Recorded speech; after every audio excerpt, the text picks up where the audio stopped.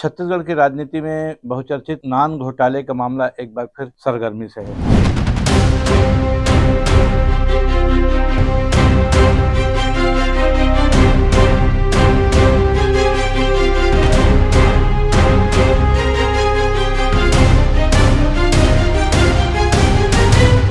कल ही छत्तीसगढ़ के दो पूर्व रिटायर्ड आईएएस अफसर अनिल टूटेजा और डॉक्टर आलोक शुक्ला ने ईडी कोर्ट में जाकर के सरेंडर कर दिया और छत्तीसगढ़ की ईडी ने दोनों आरोपियों को दिल्ली भेज दिया है, जो कि ईडी का जो हेडक्वार्टर है वहां पर 4 सप्ताह तक यानी 16 अक्टूबर तक इन दोनों अधिकारियों से ईडी के जो दिल्ली के अफसर है वो पूछताछ करेंगे। आपको बता दें कि सोमवार की सुबह डॉक्टर आलोक शुक्ला खुद ईडी के विशेष अदालत पहुंचे थे और उन्होंने एक आवेदन दिया था जिसमें उन्होंने सरेंडर करने की बात कही थी। जिस आवेदन को अदालत ने एक्सेप्ट कर लिया, उनको गिरफ्तार करने की अनुमति भी दे दी। और ये भी बता दें आपको कि अनिल टूटेजा जो दूसरे आईएएस अफसर है वो पहले से ही जेल में है और जेल में बंद अनिल टूटेजा को ईडी ने प्रोटेक्शन वारंट के तहत पेश किया और उसके बाद दोनों अधिकारियों को दिल्ली भेज दिया गया। खास बात यह भी है कि 2020 में हाईकोर्ट ने इस पूरे मामले की जांच पर रोक लगा दी थी, जिसके खिलाफ ईडी एक बार फिर सुप्रीम कोर्ट गई थी और जहां पर सुप्रीम कोर्ट ने न सिर्फ जांच पर लगी रोक को हटाया बल्कि दोनों आरोपियों अनिल टूटेजा और डॉक्टर आलोक शुक्ला जो कि रिटायर्ड छत्तीसगढ़ के आईएएस अफसर हैं, इनकी जमानत भी निरस्त कर दी थी। तो ये बहुत बड़ी बात है। जिस तरीके से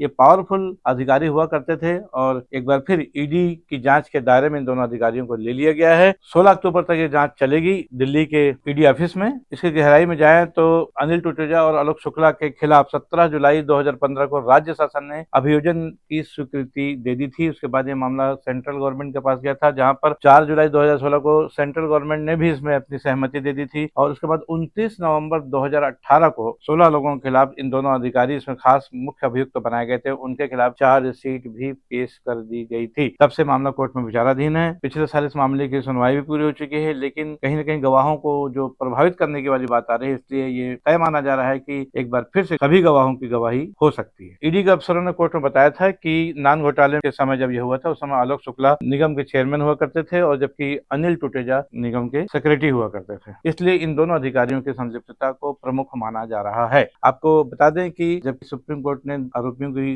जमानत खारिज कर दी थी और जांच का सिलसिला फिर से तेज करने का आदेश दे दिया था, उसके बाद से ईडी की टीम, ईओडब्ल्यू की टीम और सीबीआई इस मामले को देख रही है। क्योंकि हाईकोर्ट से दोनों आरोपियों आलोक शुक्ला और अनिल टूटेजा की जमानत हो चुकी थी, बीच में हाईकोर्ट के निर्देश पर जांच भी रोक दी गई थी और तब से मामला लंबित था। क्योंकि सरकारें बदलती हैं तो कारोबार भी बदल जाता है और कुल 172 गवाह हैं इस मामले में, कई लोगों की गवाही भी हो चुकी है। अब सुप्रीम कोर्ट ने दोनों आरोपियों अनिल टूटेजा और डॉक्टर आलोक शुक्ला की जमानत मिली थी उसको रद्द कर दी है। जांच के फिर से आदेश हो चुके हैं। तो साथ ही साथ एक बात और है, वो ये ईडी ने दरख्वास्त की है कि जो 172 की गवाही हुई है, ईडी को जो चेट मिले हैं मोबाइल के माध्यम से, उसमें पता लगा है कि गवाहों को डरा के धमका के उनकी बयानों को प्रभावित किया गया था। इसलिए जो वर्तमान समय में ईडी एक बार फिर उन 72 गवाहों से वो गवाही लेगी, उनसे फिर से गवाही करवाना चाहती है। उसके लिए ईडी ने फिर अनुमति मांगी है सुप्रीम कोर्ट से। लेकिन फिलहाल ये दोनों अधिकारी 16 अक्टूबर तक 4 सप्ताह की कस्टोडियल रिमांड पर दिल्ली भेज दिए गए हैं। सोमवार के शाम को दोनों आरोपियों को